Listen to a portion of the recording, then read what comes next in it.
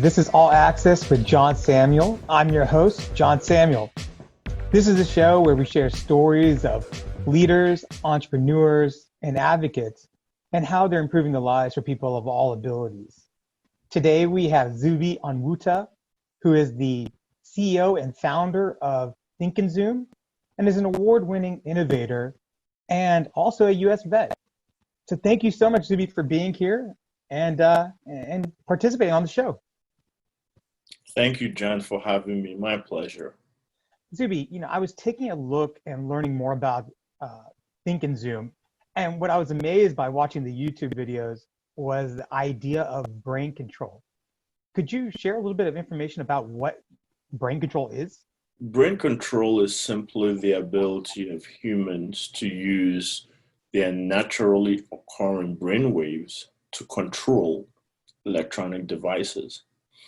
One way to look at it is if you go home and look for your TV remote control, you pick it up, you press a button on it, and something happens on the TV. Well, there's electrical circuitry inside of the remote control. Now, let's bring it back to humans. Inside of our brains, at the root of our thoughts, emotions, and behavior are these millions, massive amounts of neurons that enable all of that to work. And they communicate with each other through electrical impulses. And through the science and technology of EEG or electroencephalography, we are able to tap these electrical impulses as waves called brain waves. We can either tap it invasively by inserting electrodes into the brain. There's a portion of the brain called the posterior cortex. That's where all thoughts originate. Let's say you want to pick up a cup of coffee, just like I'm doing right now. It started out from the posterior cortex. And so if we insert surgically an electrode into the PPC, we can send out signals to control things in the real world. But of course, that's invasive surgery. Now, EEG allows us to also tap those brainwaves non-invasively by simply placing electrodes on the forehead or the scalp area. And so that's what brain control is all about. Just allows people to be able to control electronic devices by simply thinking. That's amazing. I mean, how did you figure this out, and where did you learn about brain waves and how our brain actually works?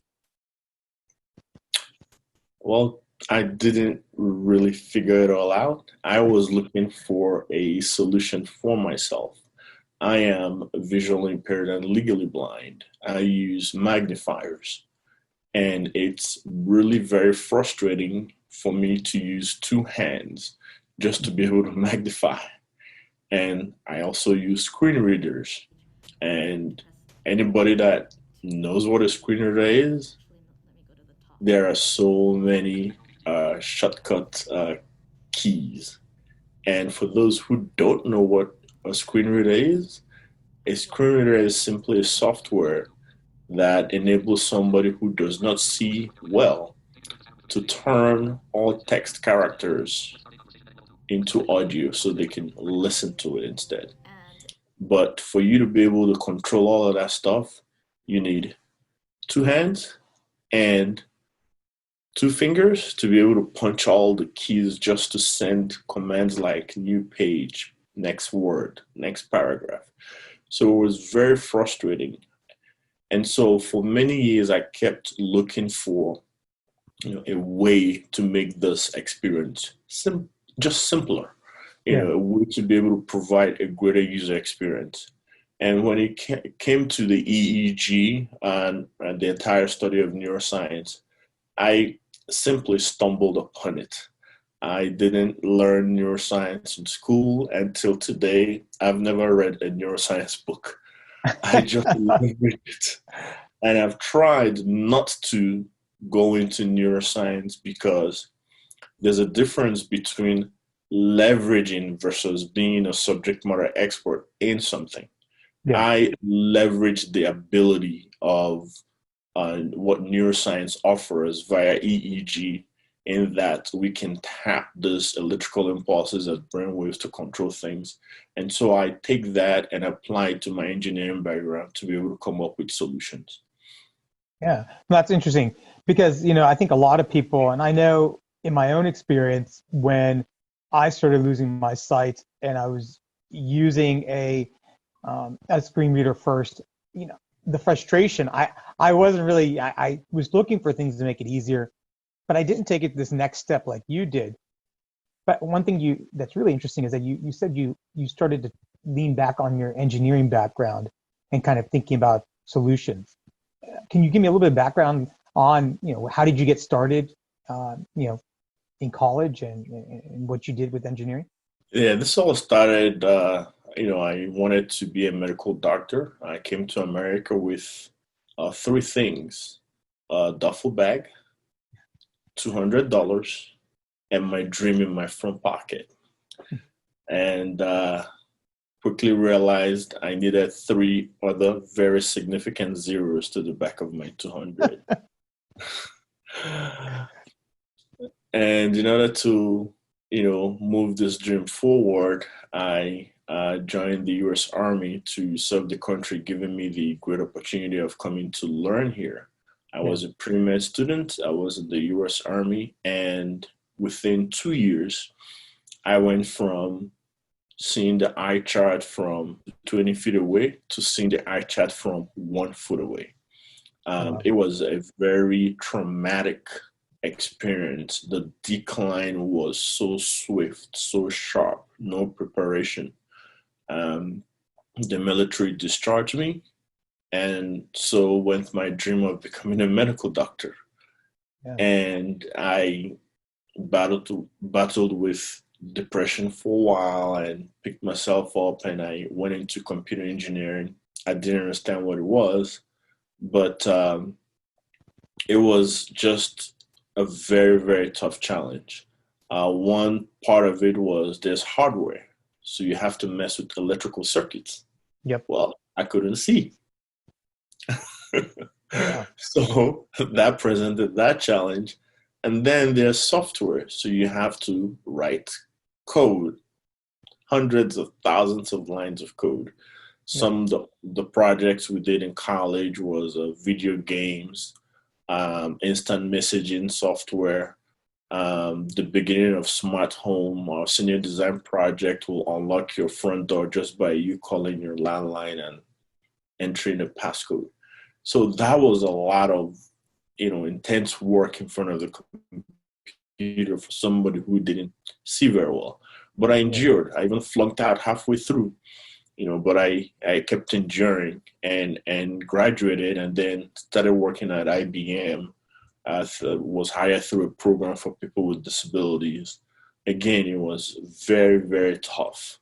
I started with managing a lab with 300 servers. Oh, wow. What I mean by a lab, I mean expensive machines, Ethernet cables, consoles, and I couldn't see. Yeah. And then later on, I became the global lead for all of their Unix server file systems. Global lead, as in some of my clients were the White House and Bloomberg and Boeing. I failed out of engineering school and I went into accounting afterwards. I didn't have I just didn't think it was possible for me. I remember failing out of circuits. I just didn't think it was possible for me as a blind individual to complete an engineering degree. So I commend you on that. And then I love the fact that you were, overseeing all of these servers and systems for the White House, Boeing, and folks there probably had no idea that there was a blind guy in the back end keeping this all running, which I love even more. But, I think the coolest thing is that you just kept on persevering and really just keep moving. And I'd love to know, what do you think it was that made you kind of have that in the back of your mind, like just to be able to push through? Starting out with my grandmother, I I lived with her till I finished primary school. Hers was discipline. She was born in 1923. So when I'm in discipline, I'm in the capital D discipline. And then for secondary school, I lived with my dad, Yeah. and his was more of hard work. His statement was, Zuby, do your best before your name is chiseled on a cold gray stone. So Hmm. that means do your best before your name, you pass Yeah. away and you're buried. And so that's the person that I lived with throughout high school. And then right after high school, I now came to America, and I lived for a short while with an uncle who today he's an anesthesiologist and also a fellowship in pain medicine. And this guy is such an incredible human being. So his was more of the grind, right? Yeah. Hanging in there, just stick with it, hang it there, Yeah. perseverance, grit.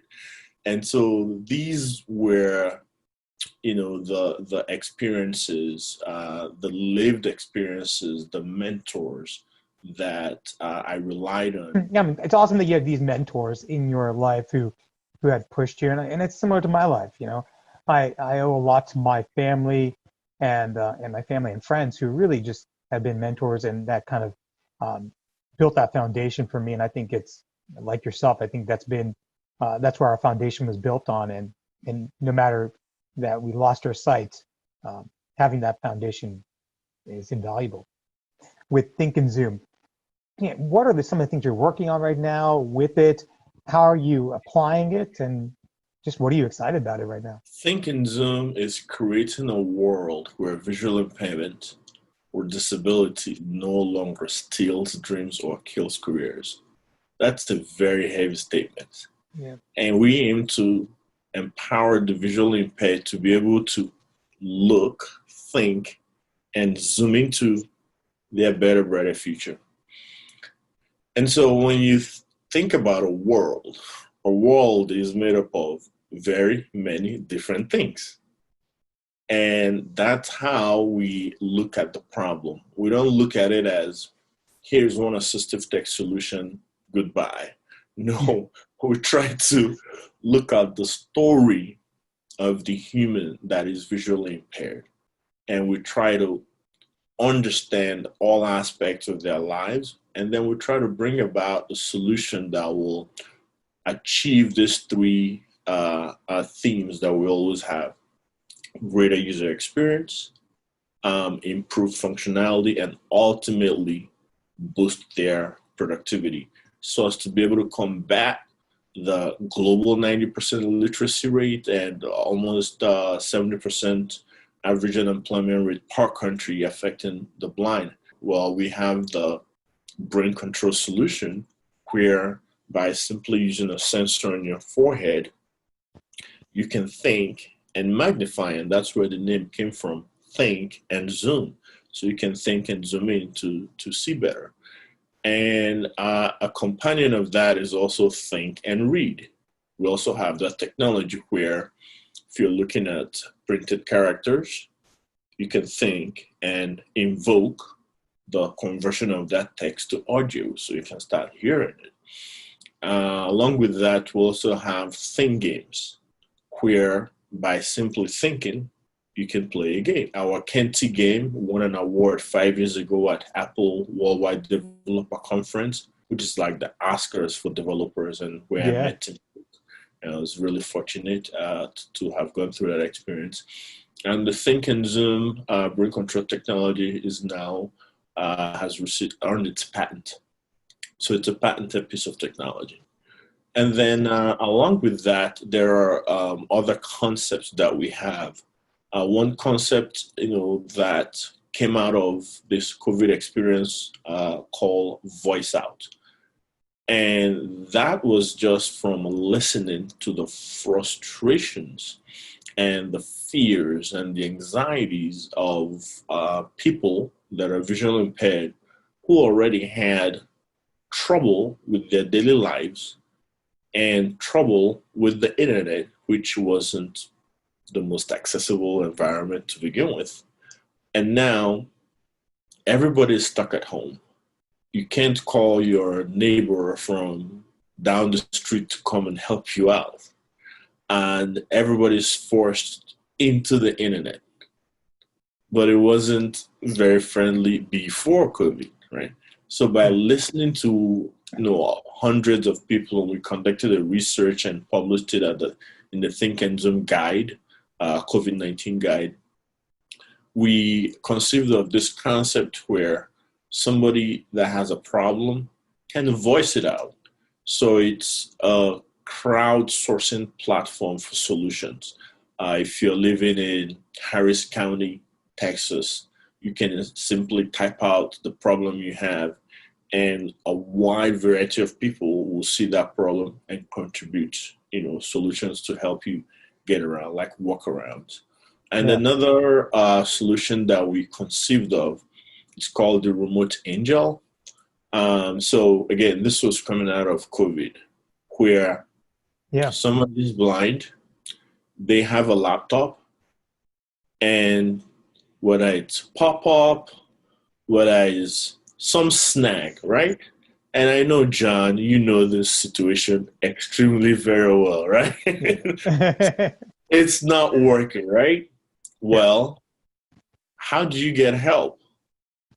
How do you show the individual in real time what you're talking about? So we came up with this concept of a remote angel, where it's a headset, like normal speaker, headphones, right? Yeah. But we've been able to add an ultra mini cam and a microphone. So you can just use voice to call, hey, call Carrie. And Carrie comes online from wherever she is, and she sees exactly when you're pointing and just gesturing, and she can say, okay, move it to and all we're seeking is if we're able to find those corporations that are willing to, assist smaller companies to be able to further develop and scale out the solutions, we will be able to positively impact millions of blind individuals so that they can both learn and earn.